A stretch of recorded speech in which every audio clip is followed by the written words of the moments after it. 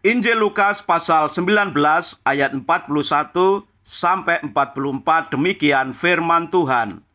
Dan ketika Yesus telah dekat dan melihat kota itu, ia menangisinya, katanya, "Wahai, betapa baiknya jika pada hari ini juga engkau mengerti apa yang perlu untuk damai sejahteramu.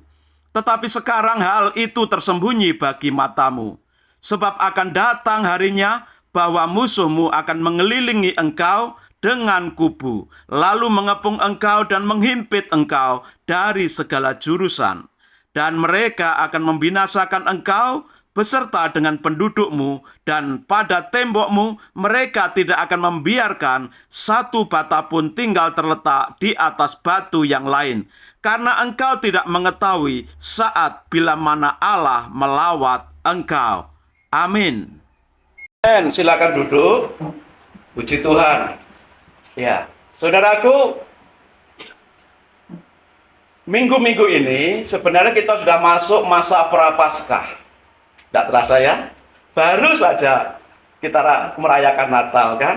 Nah, sekarang sudah masuk masa Prapaskah. Jadi ada masa waktu 40 hari sampai masa Paskah,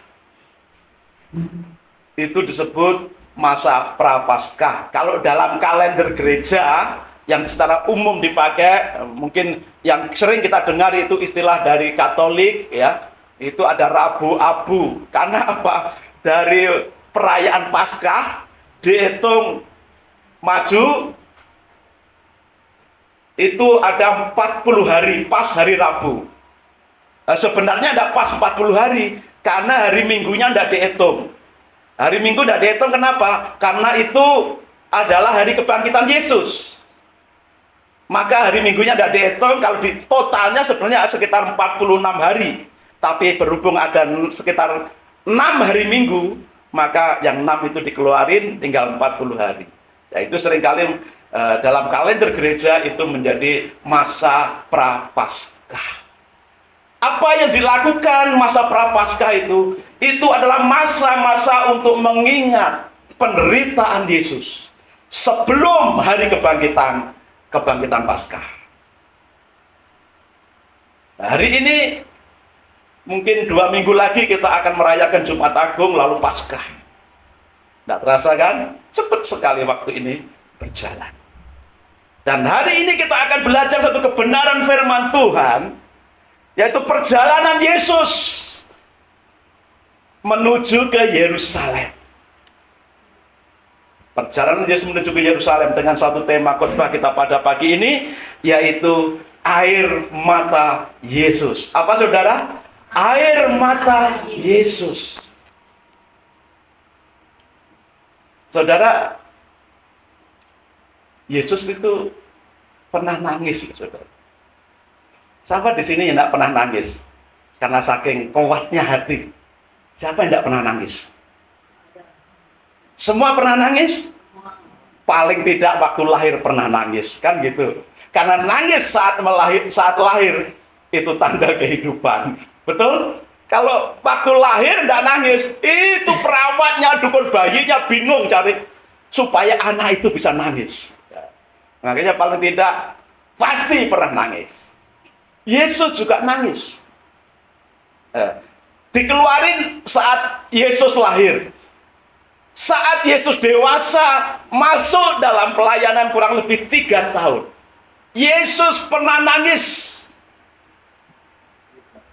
Yang pertama nangis saat Lazarus mati dikuburkan. Begitu datang ke pekuburan itu, Lazarus sudah beberapa hari dikubur, sudah bau. Di situ Yesus menangis sebagai tanda kesedihan, sebagai saudara. Sedih.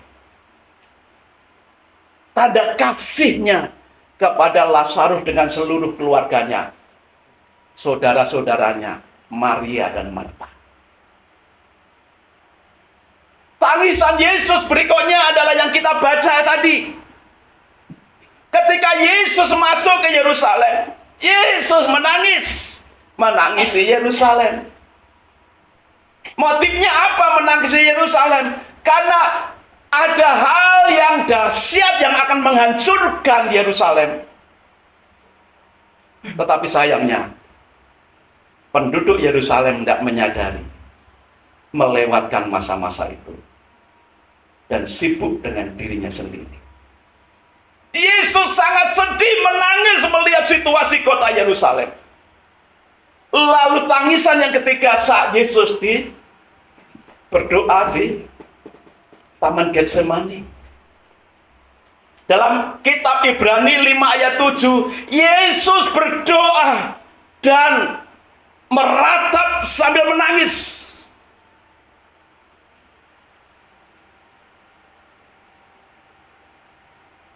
Karena mengingat dosa manusia itu begitu berat, dan akibat dosa yang begitu berat, yaitu kematian kekal, itu bagi Yesus sangat menyentuh hati Yesus.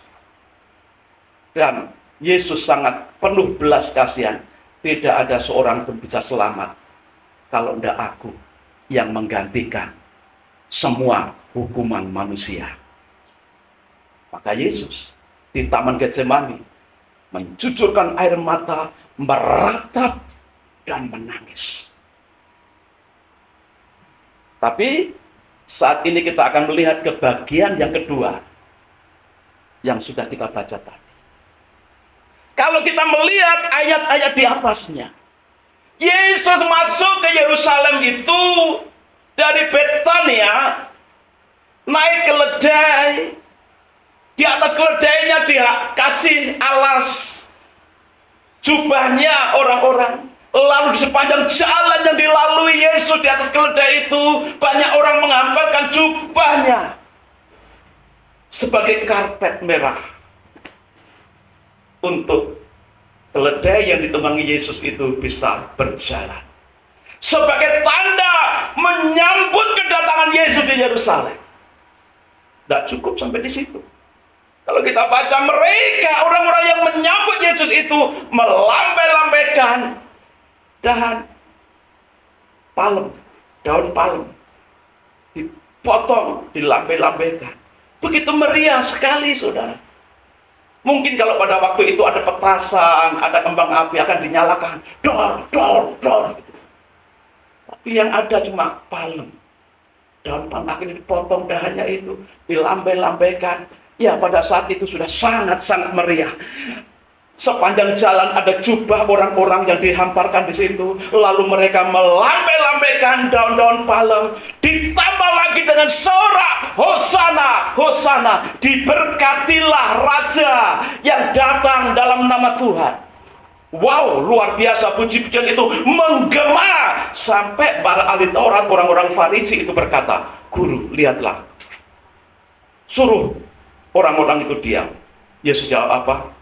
Kalau mereka diam, batu-batu itu akan berteriak. Karena dari mulut bayi-bayi, Tuhan sudah letakkan nyanyian untuk membuka kekuatan musuh. Mazmur. Ada di Mazmur. Saudaraku, di sini kita akan belajar dari judul air mata Yesus, tangisan Yesus. Ada satu hal yang ironis.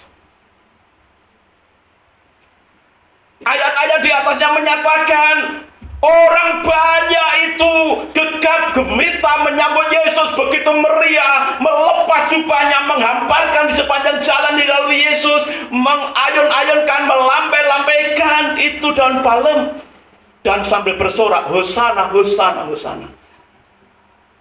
Tapi di tengah keriuhan, di tengah kemeriahan sambutan itu, Yesus menangis loh.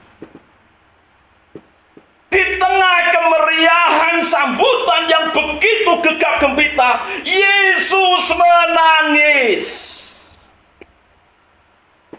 Yesus telah dekat dan melihat kota itu, kota Yerusalem itu.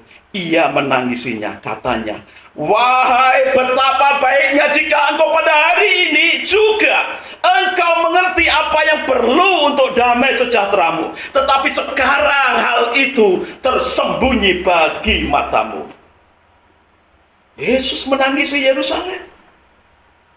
Padahal waktu masuk Yerusalem, gembira itu masih kedengaran. Karena orang-orang itu juga menyertai Yesus sampai masuk ke Yerusalem. Sangat ironis. Di tengah pujian Hosana, Hosana, Hosana, Hosana, sambil melambai-lambaikan tangan, melambai-lambaikan daun-daun palem, sambil mereka mengamparkan jubahnya sebagai penghormatan, hanya Yesus yang layak mendapatkan semua penghormatan itu.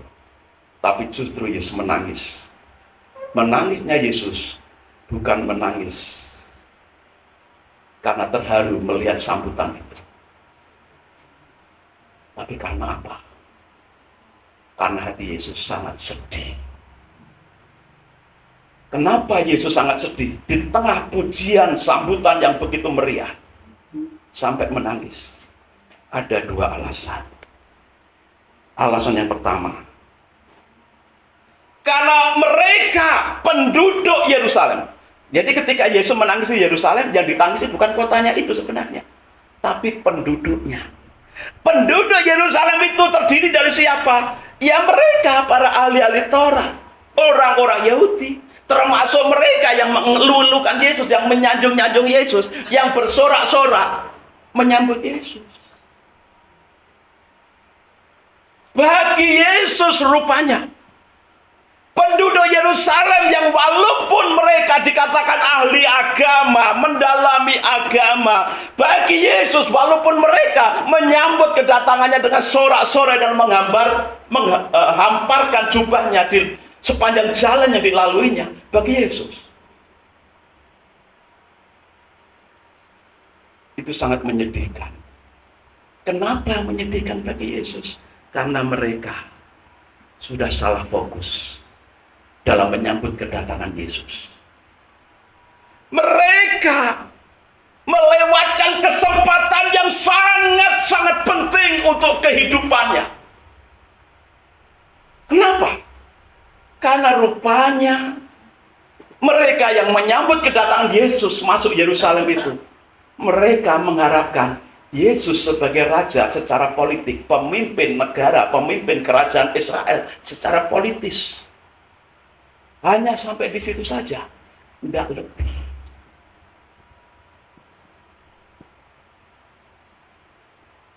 Mereka tidak ambil pusing dengan banyak nubuatan tentang Mesias, tentang Yesus yang akan menyelamatkan mereka dari dosa. Mereka tidak ambil pusing. Tapi mereka lebih fokus bagaimana Yesus menjadi raja di negara kerajaan Israel. Lalu memimpin Israel sebagai raja secara politik menghadapi Romawi. Itu yang membuat hati Yesus sedih. Fokus mereka mencari kedamaian yang salah. Hanya secara lahiriah, secara fisik saja. Mereka hanya mengharapkan Yesus memenuhi kebutuhan mereka, damai mereka secara kenegaraan, secara kerajaan, secara materi, secara lahiriah saja. Tidak lebih daripada itu.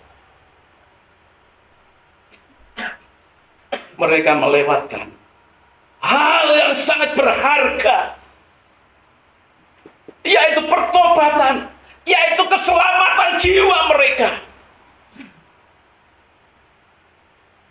Saudara, hal ini juga seringkali terjadi dalam kehidupan kita sebagai umat Tuhan.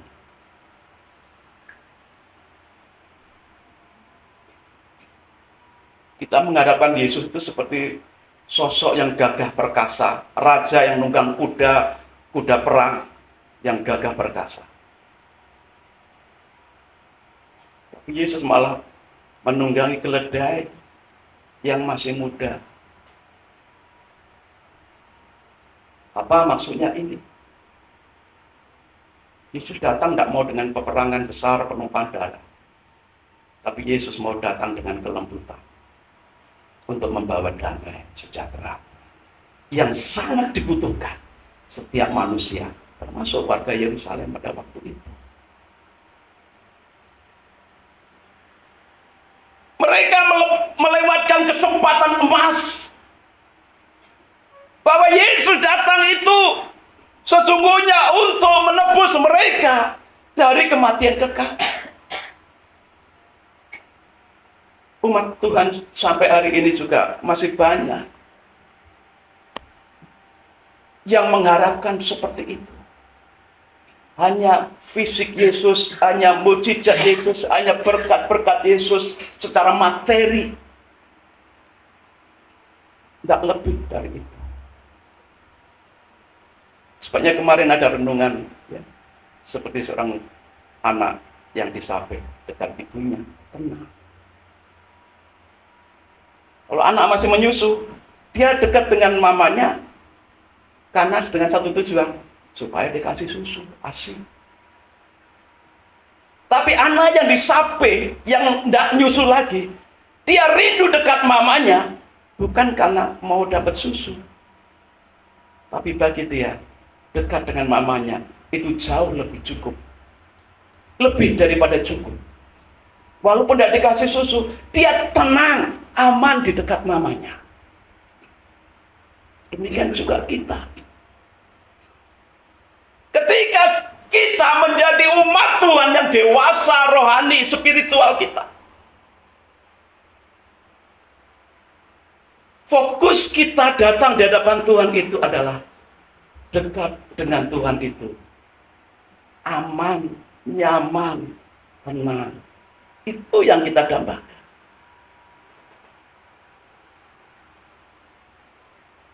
Tetapi kesalahan umat Tuhan pada waktu itu hanya mengharapkan seperti bayi yang masih menyusu.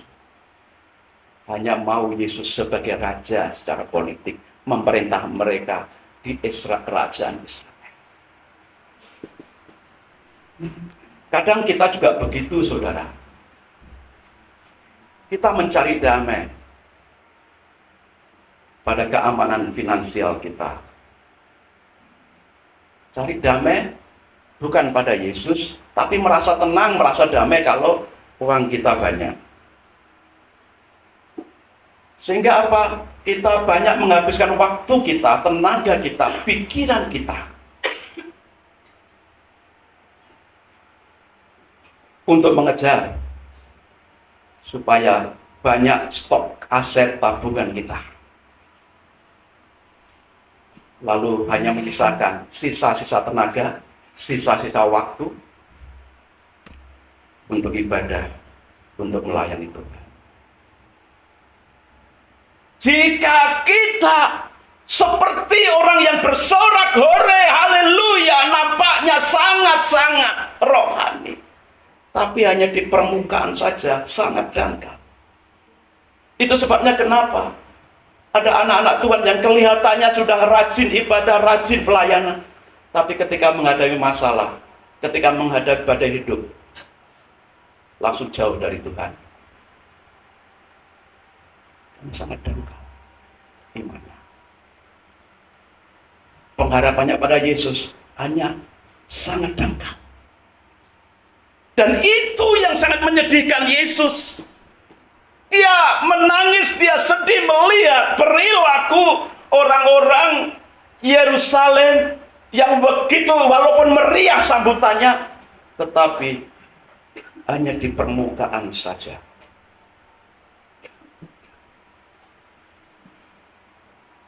Kadang kita juga merasa bangga kalau jadwal kerja kita sangat padat.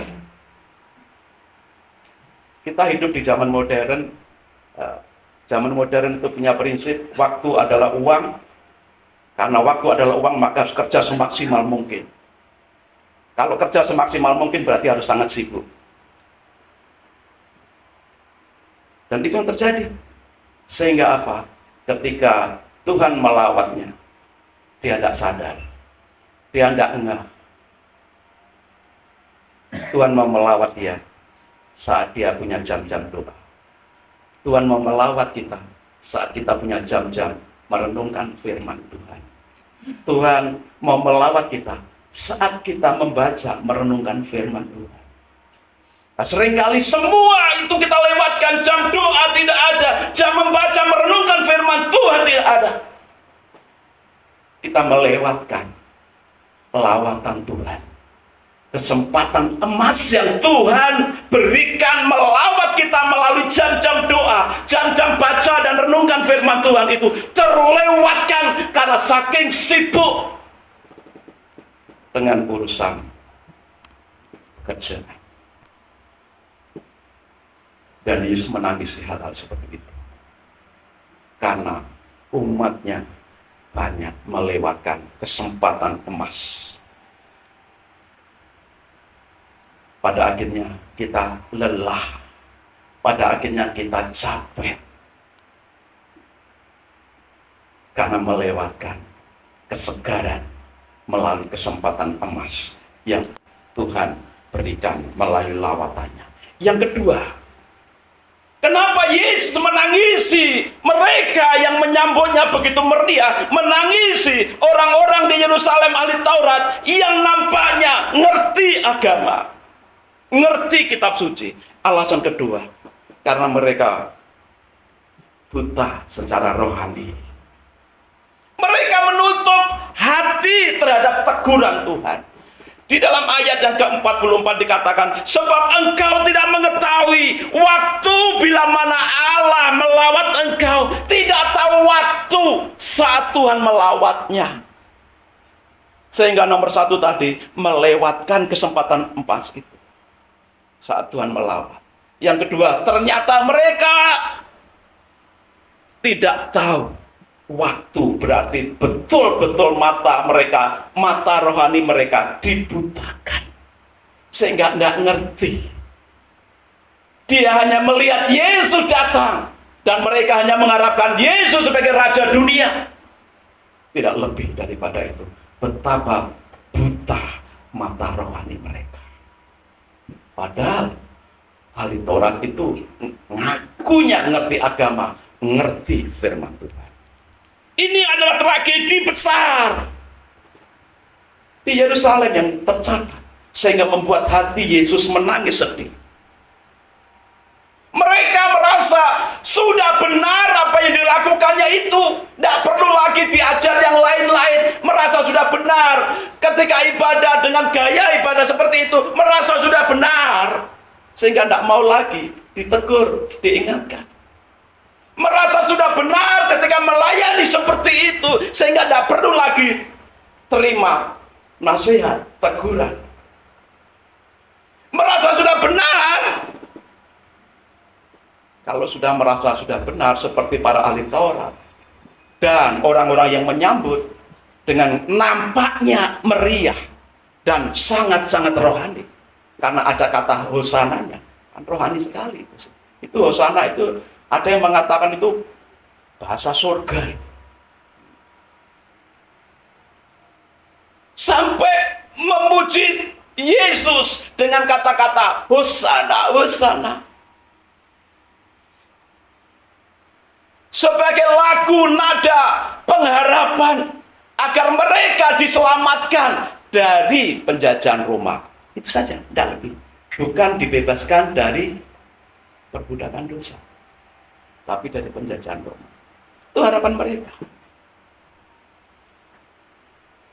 Mereka sudah merasa cukup suci dengan cara ibadah, dengan cara mendalami agama seperti itu, dengan cara mendalami firman Tuhan semacam itu, sehingga tidak perlu lagi belajar, tidak perlu lagi merenungkan firman Tuhan, tidak perlu lagi baca firman Tuhan, tidak perlu lagi menyembah Tuhan lebih dalam lagi, tidak perlu lagi ibadah lagi.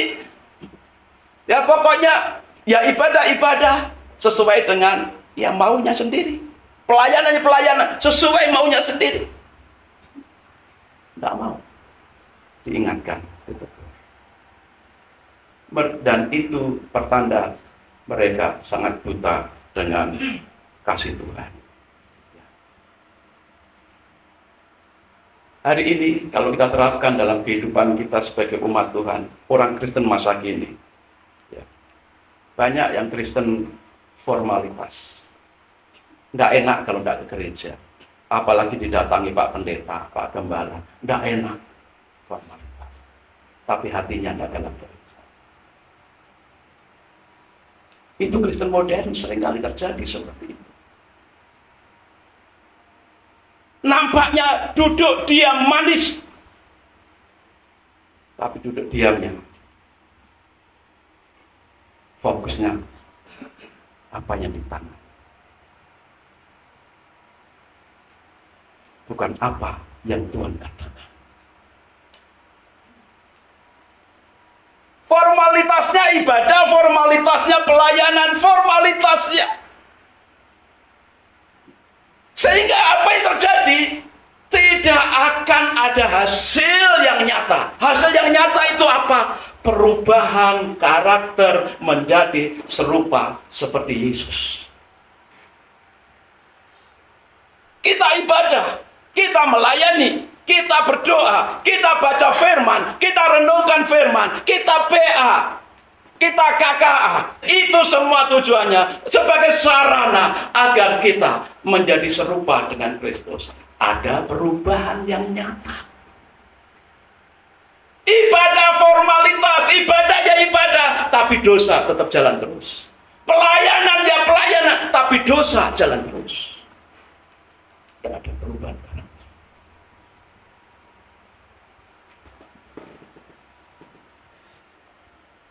Kebutaan rohani yang ditangisi Yesus terjadi ketika kita merasa sudah beres dengan Tuhan. Rasanya sudah beres dengan Tuhan.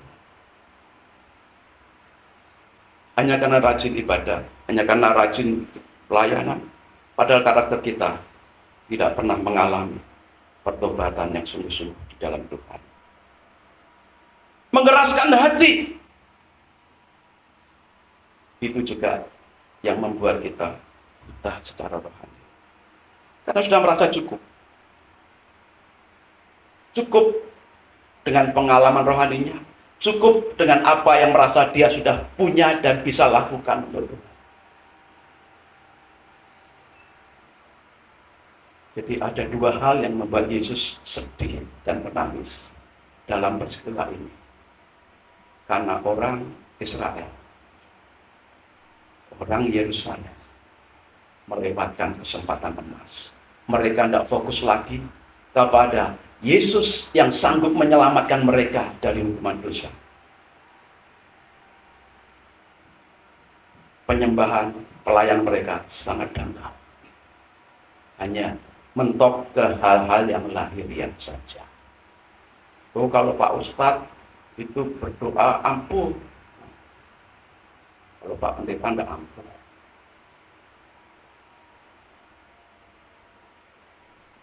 Aku datang ke sana itu di bawah itu bungkusan kecil, lancar usahaku. Kalau aku datang ke Pak Pendeta tidak dikasih bungkusan sama sekali kok. Yang diharapkan hanya hal-hal yang materi, lahiri, tanda-tanda lahir.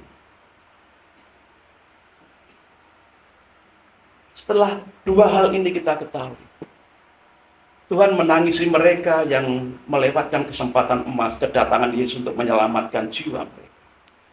Mereka buta rohani, itu yang membuat Yesus menangis. Sekarang apa yang harus kita lakukan? Kita tahu dua hal ini. Yesus menangis karena itu.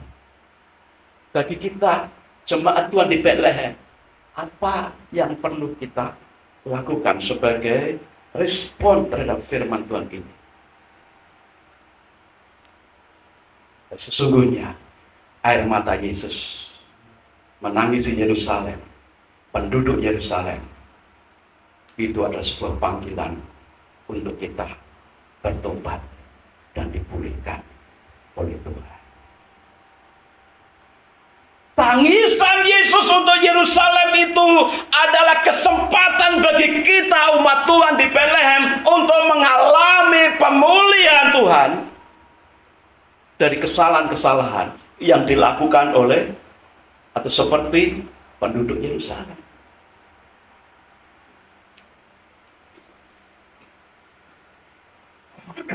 Di masa Prapaskah ini menyambut Paskah, beberapa minggu ke depan. Apa yang mesti kita lakukan? Yang kita lakukan adalah mengingat penderitaan Yesus, termasuk salah satunya tangisan Yesus untuk Yerusalem. Ini saat bagi kita untuk introspeksi diri, melihat ke dalam diri kita masing-masing. Apakah ibadahku, pelayananku, kehidupanku sudah menangkap kesempatan emas kedatangan Yesus, atau sekedar kekristenanku hanya dangkal mengharapkan Yesus sebatas materi lahiriah saja? Apakah aku termasuk orang yang buta rohani, merasa cukup dengan keberadaan yang nampaknya aku menguasai banyak Alkitab, menguasai banyak lagu-lagu rohani, menguasai banyak tentang firman Tuhan? Ini teguran juga bagi saya.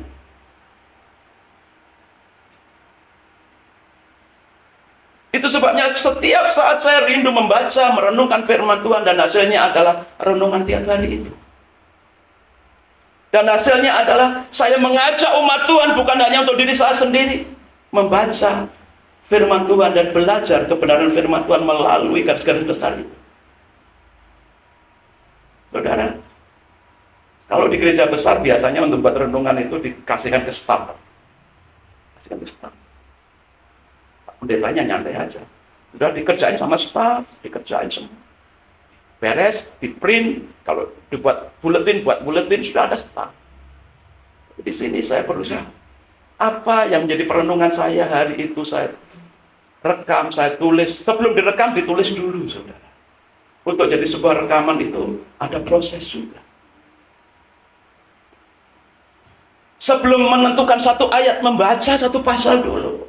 Dari satu pasal berapa ayat ini, diambil satu ayat untuk bahan renungan setiap hari.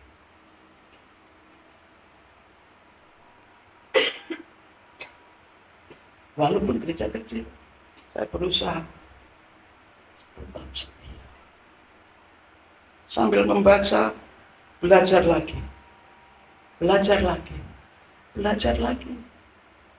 Nah, kalau tidak begitu, merasa sudah cukup, sudah perlu belajar. Saudara, di sini saudara perhatikan di TikTok, di medsos itu saudara, banyak sekali ajaran-ajaran, banyak sekali orang-orang yang menyerang iman kekristenan kita, baik Alkitabnya, baik cara menyembahnya, dan sebagainya. Kalau Pak Pendeta tidak mau belajar, bagaimana menjawab itu semuanya? Memang tidak harus kita jawab semuanya satu-satu. Kalau hanya menjawab itu semua satu-satu, habis tersita situ, tidak akan memperhatikan yang lain.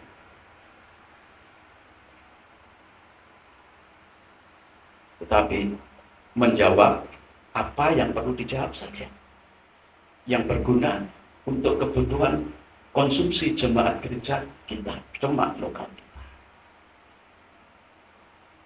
Itu sebabnya mari melalui masa peringatan Prapaskah mengingat penderitaan Yesus. Saudara, siapa yang punya latar belakang Katolik di sini? Pak Agus ya. Ada istilah Rabu Abu itu. Kenapa ada istilah Rabu Abu?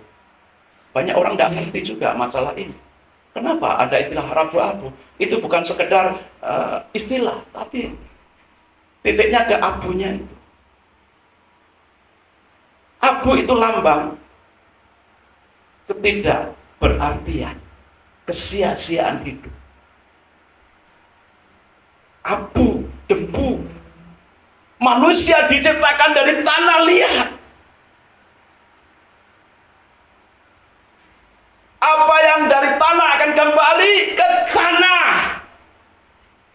Supaya kita ingat masa-masa penderitaan Yesus itu, melihat juga ke dalam diri kita. Hidupku ini sebenarnya tidak ada artinya. Terlebih lagi, sudah bahannya tanah, debu, tapi ditambahi dosa. Pokoknya double tidak berartinya. Maka di masa-masa kita mengingat penderitaan Yesus di masa Prapaskah ini, ayo saudara, ini adalah masa kita dipulihkan.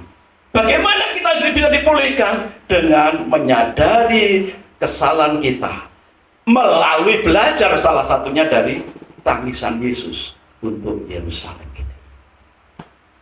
Kiranya di masa Prapaskah ini kita siapkan diri kita. Ayo kita menyadari keberadaan kita, melihat ke dalam diri kita.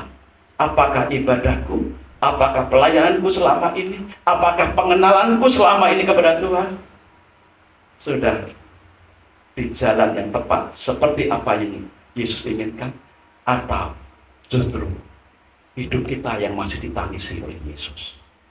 Ini saat bagi kita untuk dipulihkan oleh Tuhan, disadarkan oleh Tuhan. Ini saatnya tepat untuk kita koreksi diri kita masing-masing, perbaiki diri kita masing-masing, dipulihkan oleh Yesus. Amin saudara. Tuhan memberkati kita semuanya.